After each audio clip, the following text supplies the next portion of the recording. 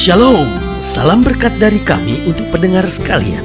Saat ini pendengar akan diberkati dengan program Hari Ini Harinya Tuhan bagian yang ke-8. Sebuah program rohani tentang doktrin Alkitab yang menolong kita untuk semakin tertanam dalam kebenaran firman dan bertumbuh dalam kemuliaan. Bersama hambanya, Pendeta Gilbert Lumwendong, STH. Banyak orang merasa doktrin Alkitab sebagai sesuatu yang membingungkan. Tetapi tahukah saudara bahwa doktrin Alkitab intinya adalah memahami Alkitab dengan benar, dengan pemahaman yang sistematis, sehingga kita terus dapat tertanam di dalam kebenaran firman, sehingga kita terus bertumbuh di dalam kemuliaan Allah. Buka hati saudara sekalian untuk menerima berkat-berkat firman-Nya hari ini. Kita hidup hari-hari ini pada sebuah zaman di mana orang senang membuka aib orang lain. Sehingga dunia hari-hari ini penuh dengan orang yang saya sebut senang mempermalukan orang lain. Rasanya orang sekarang tuh senang sekali mempermalukan orang lain. Bahkan kadang-kala misalnya dalam hubungan yang paling dekat, misalnya suami istri, kadang-kala suami mempermalukan istrinya sendiri. Aduh, saya punya istri tuh bodoh banget sih gitu ya kan. Dia ngomong sama orang tentang itu. Atau mungkin istri mempermalukan suaminya. Aduh, saya punya suami itu. Aduh, saya gak tahan lagi tuh punya suami kayak gitu. Betul-betul suami saya tuh kasar sekali. Aduh, kadang-kala saya pikir rumah tangga saya ini udah gak ada gunanya lagi dipertahankan. Lihat, saudara, ada banyak suami mempermalukan istrinya sendiri. Ada banyak orang tua mempermalukan anaknya sendiri. Saya punya anak itu bodoh semua itu. Aduh, minta ampun saudara. Bahkan juga kita lihat dalam dunia yang cukup pelik untuk kita pelajari. Misalnya seperti gereja yang harusnya saling menopang, saling membangun, saling menguatkan.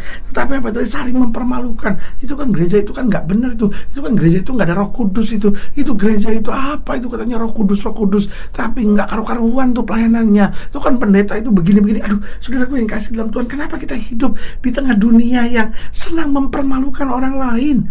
Kenapa? Karena sekarang kita perhatikan di sekitar kita, orang senang menertawakan kekurangan orang, menertawakan kelemahan orang, memperbincangkannya, mengejek-ejeknya. Itu kan dia begini, itu kan dia begitu. Karena dunia di mana kita hidup, dunia yang senang membuka aib orang lain, membicarakan masalah-masalah orang, program-program gosip di televisi misalnya, ya kan, program-program gosip di radio, lalu tabloid-tabloid yang berbicara tentang gosip, senang sekali membicarakan masalah-masalah orang. Rasanya hari-hari ini berlaku apa kata orang-orang media, bahwa berita buruk adalah berita baik. Pokoknya kalau ada masalah itu baik, kalau ada keributan itu baik, kalau ada perceraian itu baik. Karena orang sekarang senang sekali membuka aib orang lain, menertawakan kekurangan, kelemahan orang, membicarakan masalah-masalah orang. Lalu kemudian akhirnya apa? Memandang rendah orang gitu kan. Dia kan begini, dia kan begini, mengungkit-ungkit masa lalu orang. Itu menjadi sesuatu yang menyenangkan buat orang sekarang. Tapi sebagai hamba Allah, saya hanya mau ingatkan bahwa janji Tuhan bagi setiap kita orang percaya bahwa kita tidak akan mendapat malu, karena Tuhan ingin menyatakan kemuliaan dari tengah-tengah kita. Haleluya. Selamat datang dalam program kita hari ini, harinya Tuhan, bahwa program rohani yang kembali mengingatkan kepada kita betapa pentingnya kita menjadikan firman Tuhan sebagai dasar keseharian hidup kita. Karena selama kita menjadikan firman Tuhan sebagai dasar keseharian hidup kita, langkah-langkah ke depan kita penuh dengan kepastian, kemenangan, berkat, mujizat, dan perkara-perkara besar. Haleluya. Dan dalam program ini kita sedang membahas tentang tidak akan mendapat malu. Karena saudaraku yang kasih dalam Tuhan, mengalami rasa malu tidak ingin diraih oleh siapapun. Bahkan itu satu keadaan yang sangat dihindari oleh setiap orang. Setiap orang rasanya akan begitu down, akan begitu merasa tidak berarti hidupnya kalau diperhadapkan pada rasa malu. Tuhan berjanji bahwa Dia tidak pernah akan mempermalukan orang yang berharap kepadanya. Haleluya. Satu ayat penting kita mau pelajari dalam Sefanya pasal 3. Sefanya pasal 3 ayat yang ke-11. Sefanya pasal 3 ayat 11. Demikian firman Tuhan. Pada hari itu engkau tidak akan mendapat malu, karena segala perbuatan durhaka yang kau lakukan terhadap aku.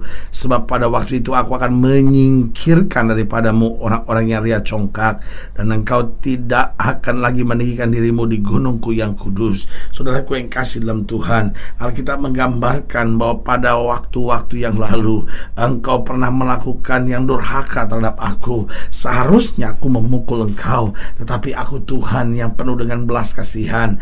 Alkitab dengan tegas berkata, aku tidak akan membuat engkau malu. Dengan lain kata, Allah kita adalah Allah yang mengubur masa lalu kita, menghapus masa lalu kita, dan mempersiapkan hari depan yang luar biasa buat kita. Haleluya. Nah, pertanyaannya, bagaimana supaya jalan hidup kita tidak membuat kita menjadi malu? Karena seringkali Tuhan sebetulnya sudah rancangkan yang baik, tetapi kita yang membuat hidup kita malu sendiri. Kita pacaran dengan suami orang, misalnya saudara sudah punya istri, masih tertarik sama perempuan lain, masih pacaran sama orang muda lagi perempuan, ya kan? Sampai orang bilang, ya ampun, itu pacarnya itu sama seumur anaknya, ya kan? Lalu kita pacaran, lakukan hubungan seks sebelum nikah. Kita mendatangkan malu buat diri kita sendiri. Kita sudah pergi ke gereja tetapi masih hidup dalam dosa. Kita mendatangkan malu buat diri kita sendiri, sampai kita menjadi bahan tertawan orang. Itu katanya orang Kristen kok kelakuannya kayak begitu, ya kan? Nah, bagaimana kita supaya tidak mendapat malu? Yang pertama, kita tidak akan pernah mendapat malu jika kita selalu rendah hati. Tahukah saudara, Alkitab berkata orang yang tinggi hati akan direndahkan oleh Tuhan. Saudaraku yang kasih dalam Tuhan, mari jadi orang yang rendah hati. Sesukses apapun saudara, segagal apapun saudara, mari jadi orang yang rendah hati. Ada orang yang berkata bahwa, iya pendeta, kalau lagi gagal sih gampang rendah hati. Enggak juga saudara-saudara. Soal hati itu bukan soal sukses atau gagal. Soal hati adalah soal hati. Ada banyak orang, sampai ada istilah gini kan, udah miskin sombong lagi, ya kan? Ada banyak orang udah gagal masih sombong. Ada banyak orang sudah terbaring di ICU masih sombong. Padahal saudaraku yang kasih dalam Tuhan, orang sombong pasti akan dipermalukan oleh Tuhan. Orang sombong itu menjadi bahan tertawan orang. Orang sombong itu disumpahin orang, karena orang gak suka sama orang sombong. Orang ingin sekali melihat orang sombong itu jatuh. Makanya saudaraku, kita tidak akan pernah mendapat malu jika kita selalu rendah hati. Karena orang-orang yang rendah hati dibela oleh Tuhan. Orang-orang yang merendahkan dirinya diangkat Tuhan, ditinggikan Tuhan tepat pada waktunya. Karena itu saudaraku yang kasih dalam Tuhan, siapapun kita, mari kita jadi orang-orang yang rendah hati. Untuk kita tetap menyadari semua karena anugerah Tuhan. Untuk kita tetap menyadari kita butuh orang lain. Untuk kita tetap menyadari bahwa saya gak bisa buat apa-apa kalau bukan karena kasih setia Tuhan. Jadi kita tidak akan mendapat malu jika kita selalu rendah hati. Yang kedua, saya pelajari, kita tidak akan mendapat malu jika kita selalu mentaati perintah-perintah Tuhan. Karena Alkitab dengan tegas berkata, kalau kamu melakukan firman-Ku, maka kamu akan beruntung dalam segala jalanmu. Saudaraku yang kasih dalam Tuhan, seringkali kita pikir kita bisa. Seringkali kita pikir, oh saya sanggup. Kadang-kala kita pikir, wah saya kan sudah berpengalaman. Lalu apa yang terjadi? Kita mulai langgar perintah Tuhan. Karena kita pikir, wah ini nih yang bisa mendatangkan untung besar. Kita mulai pikir, wah ini kan saya udah biasa mengerjakan ini. Saudaraku yang kasih dalam Tuhan, orang yang tidak mentaati perintah Tuhan berbahaya sekali.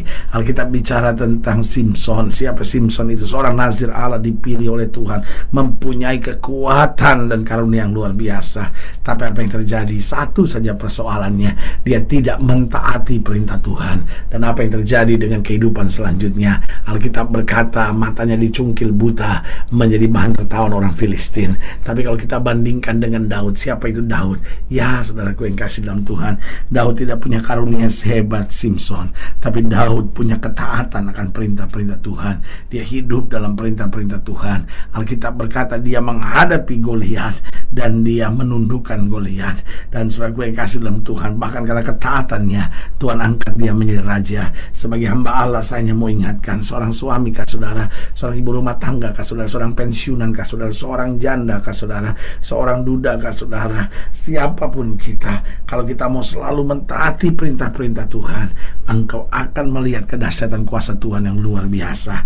Yang ketiga, saya pelajari bagaimana agar kita tidak mendapat malu. Kita tidak akan mendapat malu jika kita dalam kehidupan kita mengerjakan segala sesuatu dengan tidak setengah-setengah. Ada banyak orang, dia doa tapi setengah-setengah, dia baca Alkitab tapi setengah-setengah, dia melayani Tuhan tapi setengah-setengah. Apapun yang dia kerjakan, selalu dia kerjakannya dengan setengah-setengah. Sebagai hamba Allah, saya hanya mau ingatkan buat saudara, apapun yang kita kerjakan dengan setengah-setengah pasti akan mendatangkan kekecewaan, pasti akan mendatangkan malu dalam hidup kita.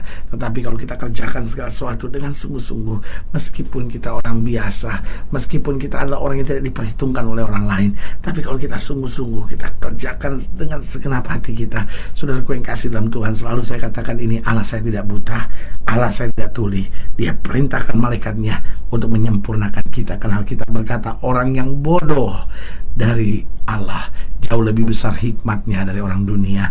Alkitab berkata, orang yang lemah dari Allah akan mempermalukan orang yang pintar dari dunia ini. Berarti saudaraku yang kasih dalam Tuhan, kita tidak akan mendapat malu jika kita menjalani segala sesuatu dengan tidak setengah-setengah. Dan yang keempat, kita tidak akan mendapat malu jika kita tidak hidup dalam dunia hayal. Persoalannya ada banyak orang hidup dalam dunia hayal. Dia punya hayalan sendiri. Oh, saya mau begini, saya mau begini. Hayal beda dengan iman. Iman kita punya dasarnya adalah firman. Iman punya tujuannya mempermuliakan Kristus. Jadi jelas ada dasar dan ada tujuan.